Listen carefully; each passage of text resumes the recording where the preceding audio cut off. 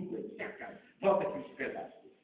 Mas não venha me enganar, dizendo que não vai. Porque mentira tem perna curta. Depois logo volta. Está vendo? Aqui foi assim. Logo, logo o pai descobriu que aquele tão bonzinho, eu vou, pai, eu vou trabalhar. Olha, se o pai fosse se enganar com aquele, se enganava direitinho.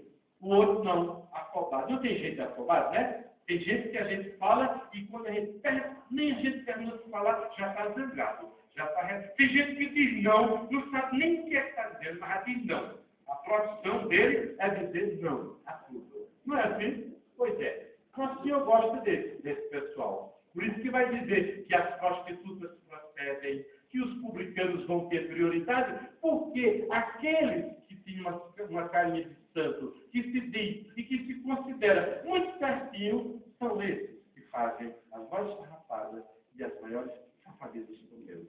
Eles fazem isso. Agora, o bonito de tudo isso, ele é misericordioso. Mesmo fazendo tudo, ele está esperando. No filho pródigo, ele esperou sempre a volta daquele filho que pediu os bens, que estragou tudo, que disse não a ele, mas que um dia resolveu dizer sim. E ele também amou e também partiu aquele que quis julgar o seu irmão. Você não vê que é um julgamento feio? Este teu filho, como se não fosse o teu irmão. Assim dizem também os nossos pais hoje em dia. O pai, a filha quando se perde, aí chega o pai com um tom todo cheio de direito e diz para a mãe, esta tua filha que deu para o mundo, esta tua filha. Aí a mãe, se for, ela se tiver mesmo sangue do olho verdadeiro, se ela tiver coragem, ela enfrenta e pergunta do pai, se ela for de Minas. Se for de Pernambuco ou de Alagoas, vai dizer outra coisa. Mas se for de Minas, vai dizer, uai, e ela é filha só minha? Não é tua também, não? Não é assim que se diz? Ou o menino, quando o menino está no crack, na boca de fumo, aí a mãe zangada vai dizer para o pai, está vendo o teu filho? Aí o menino vai dizer também, uai, e é só meu? E dá para ser só? Esta é uma história que tem que ser a dois, não pode ser só. Então, meus irmãos e minhas irmãs, é isto. O que nosso Senhor quer usar a sua misericórdia para conosco é que a gente seja autêntico. Não adianta terapia de falsidade. Não adianta fazer cara de santo. Você está ou na comunidade, ou está aqui na Jericó, ou está na Fazenda da Esperança, ou está na Iobel, ou está no Desafio Jovem, ou está no Shalom, ou está no Sará, ou está aonde quer que seja. Não adianta. Seja autêntico. A autenticidade e a verdade. Só conhecendo a verdade é que vocês vão ficar libertos. Porque só a verdade os libertará. Vai nos tirar a palavra do Senhor. Conhecendo a verdade, vocês serão livres. Então, é importante. Eu acho que o processo de terapia, o curso que vocês estão fazendo, para aquilo que vocês estão aprendendo, a autenticidade na espiritualidade. Não vão procurar fazer espiritualidade em cima de areia, tocando bomba e pensando que a nossa vida é um eterno carnaval. Né? Tem até um frevo que diz eterno carnaval. Né? Cantado-se em Pernambuco. Então, é isto que a gente precisa cada vez mais ir criando no nosso processo, na nossa espiritualidade. Portanto, agradeço ao pastor Idojão que fez a leitura. Depois ele vai dizer uma palavra tão bonita, que fala de coisas que a gente está dizendo aqui, a gente tem. Mas uma palavra linda que foi dita, que foi pronunciada, que foi lida pelo pastor Idojão, é que a gente precisa ter os sentimentos de Cristo.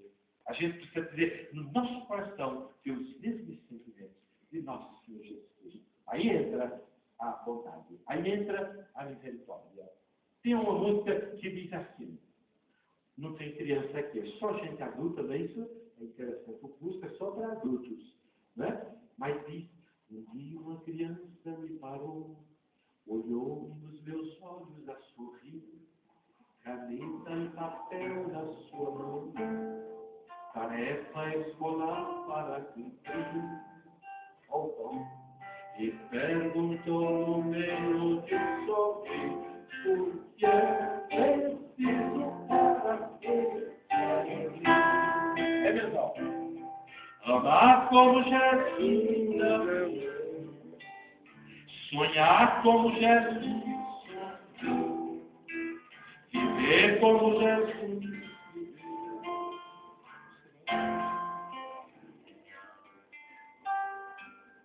sentir o que Jesus sentia, mesmo sentimento, sorrir como Jesus sorria, e ao chegar ao fim do dia, eu sei que eu seria muito mais feliz. Sentir o que Jesus sentia, sorrir como Jesus sorria, e ao chegar ao fim do dia, eu sei que eu seria muito mais feliz. Nota não chega a ser zero, mas só 2 pontos, não mais do que isso. Pois é isto. Mas então, isto que eu gostaria de que entrasse dentro do conjunto daquilo que a gente está aprendendo, daquilo que está tendo este curso. Os sentimentos de Jesus. Pastor, então, qual é o sentimento mais profundo de Jesus que o Senhor anunciou na carta aos Filipenses? Diga para nós. Qual é o sentimento mais nobre que a gente anunciou de Jesus fora a misericórdia? Vocês aguentam, né? Eu queria agradecer a Deus por esse momento aqui e a gentileza, carinho do Antônio Muniz. Do Antônio, eu tenho um irmão que é padre e quando eu vou em Fortaleza, eu vou todos os anos lá e eu prego sempre na igreja dele, trago uma palavra na igreja dele, o bispo participa. E eu pensava que eu só ministraria numa igreja católica que fosse uma igreja que fosse dirigida pelo meu irmão. E aqui eu encontrei esse sentimento, né? Se falando de sentimento, tenhais o mesmo sentimento, e sentimento de Cristo é o sentimento de unidade, que nós estamos pregando hoje aqui. E quando o Anderson me convidou para vir aqui hoje, nós pensávamos até que ia ter um trabalho muito antes, mas aprove a Deus que foi um culto ecumênico, né? Que tão gentilmente eu ouvi muito falar no tempo do Papa João Paulo II, falava muito sobre os cultos ecumênicos. Eu achava muito lindo o trabalho que ele fazia. Mas Deus trouxe uma palavra, eu vinha no meu coração pensando em algo para falar para os irmãos, para os amigos, para o Antônio Muniz. E naquilo que Deus colocou no meu coração, eu estava lembrando de José, para esse momento aqui. José foi o número 1 do Egito, foi o governador do Egito. E diz a história que José era filho de Jacó, Jacó teve 12 filhos. E quando Jacó estava para morrer, ele reúne os 12 filhos do Antônio Muniz, e ele começa a dizer características de cada um. Ele diz Zebulon, aí ele fala as características de Zebulon. Naftali, ele diz as características. Dan, aí ele começa a falar as características de cada um dos seus filhos.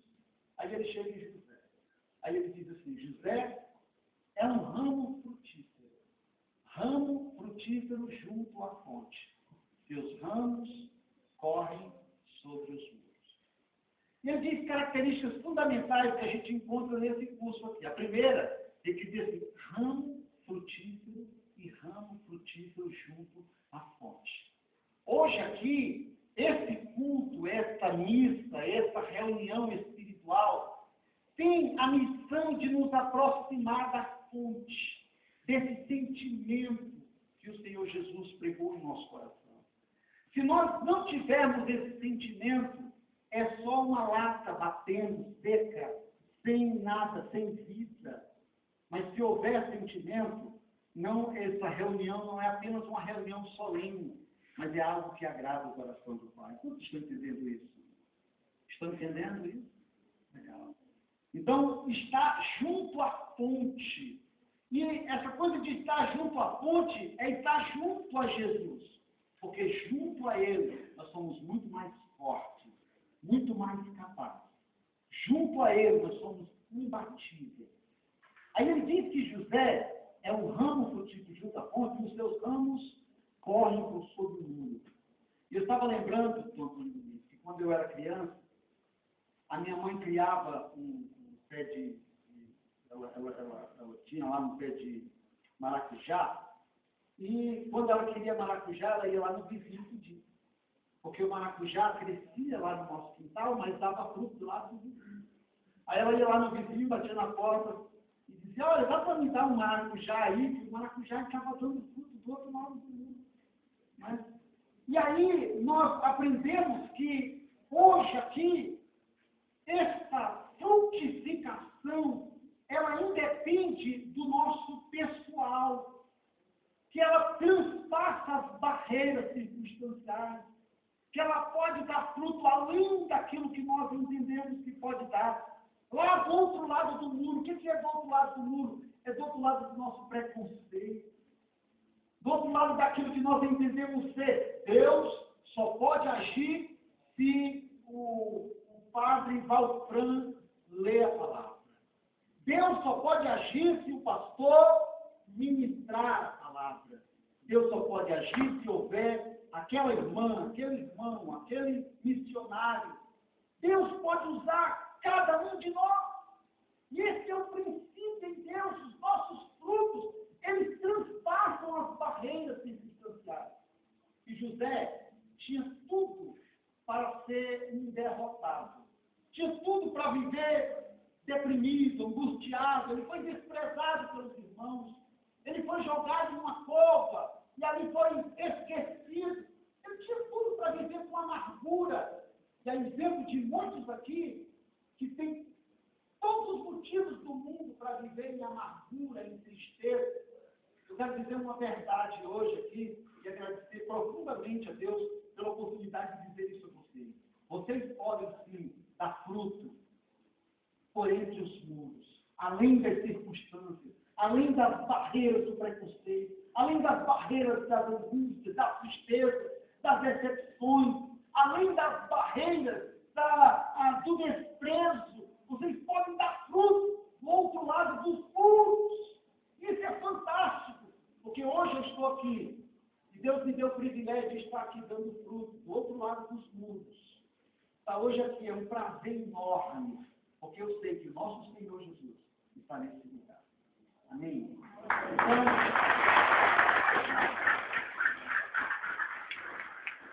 para finalizar, José foi o número 1 do Egito.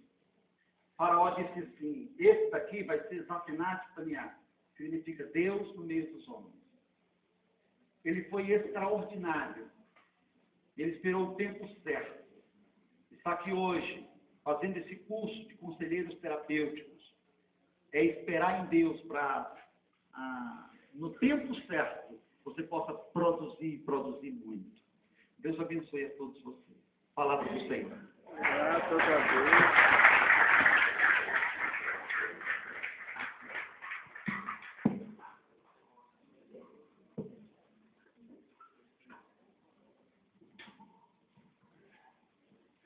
Agora vamos